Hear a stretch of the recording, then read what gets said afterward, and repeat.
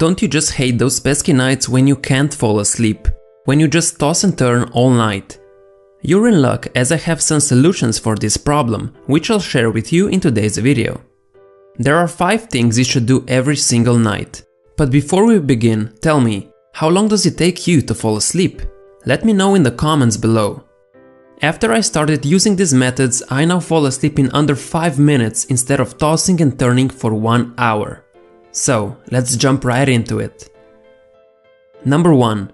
Use your bed for sleep only. Lots of people like to browse their phones, play games or do work on their laptop while in bed. But it's important to only use your bed for sleep. This is because your brain can form a strong link between being in bed and being asleep. Doing anything else in your bed but sleeping teaches your brain that your bed is for other things as well. If you use your bed to watch TV, your brain will start to associate your bed with that activity.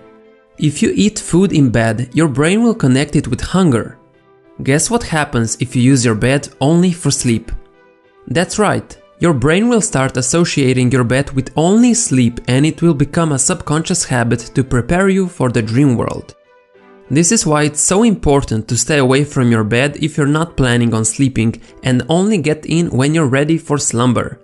With this tip alone, I improved the rate at which I fall asleep by 30 minutes. However, it does take some time for your brain to make this shift, so it won't work overnight. But if you stick with it, the payoff is huge. Number 2. Limit caffeine. Caffeine has its benefits, but it also has a downside.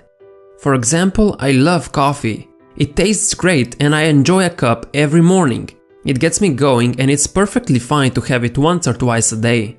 The problem is when you drink this caffeinated drink 6 times a day and the last cup is with dinner at night. Caffeine doesn't give you energy in a way most people believe. What it actually does is it blocks a neurotransmitter in your brain called adenosine. This neurotransmitter is what signals your body that it's time to relax or go to sleep. When you drink coffee and get that caffeine hit, it blocks the adenosine receptors and you don't feel as tired.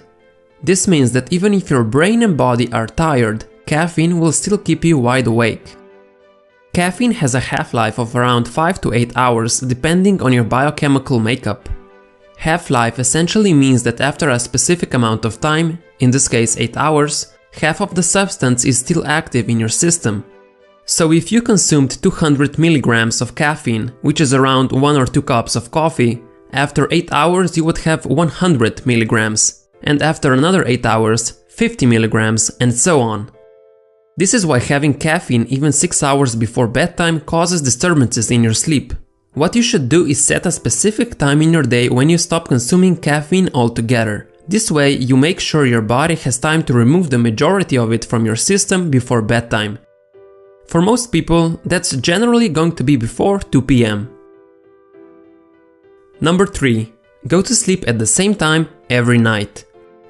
You should head to bed around the same time every single day. According to several studies, going to sleep on a regular schedule will cut down on the amount of time you spend tossing and turning by a huge amount. This is because you will naturally start feeling tired at the same time every night. A sleep routine helps your body release hormones at the right time to make you feel sleepy, specifically the sleep hormone called melatonin, which regulates sleep and wakefulness. If your schedule is inconsistent, your melatonin production gets all messed up and you won't feel sleepy until late hours. So I highly recommend you sit down and plan out a sleep schedule that you can maintain daily. I, for example, always go to sleep around 10 p.m. and rarely stay awake past that time. My body is so accustomed to my sleep schedule that I always feel sleepy around that hour no matter what. Number 4. Calm your inner voices. When we're stressed or overly worried, our minds race with thoughts instead of shutting down at night, which leaves our brain hyperactive and we stay wide awake.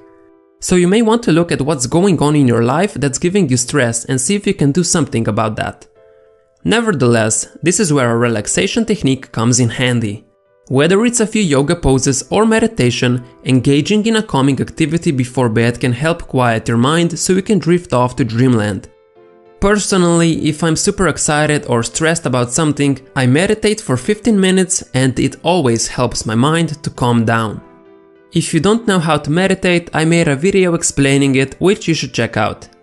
If specific exercises aren't your thing, try breathing deeply and slowly through your nose.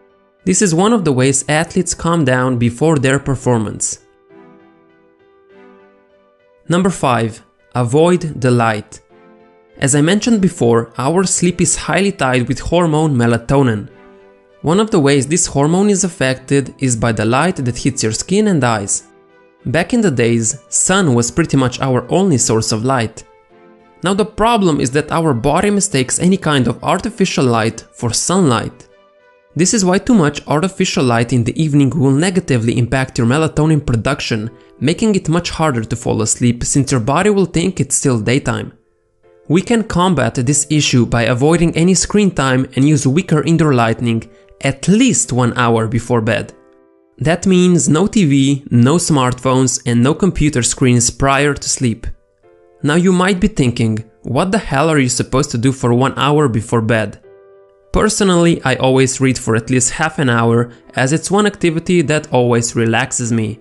Some other good options are solving puzzles or crosswords, journaling, sitting and listening to music, or just thinking. None of these activities are as stimulating as browsing through your phone or watching TV, so you'll find yourself feeling sleepy in no time. Thank you so much for watching. As I said, let me know in the comments below how long does it take you to fall asleep. Then come back to this video a few weeks later and let me know if you can now fall asleep faster. I hope you became better than yesterday.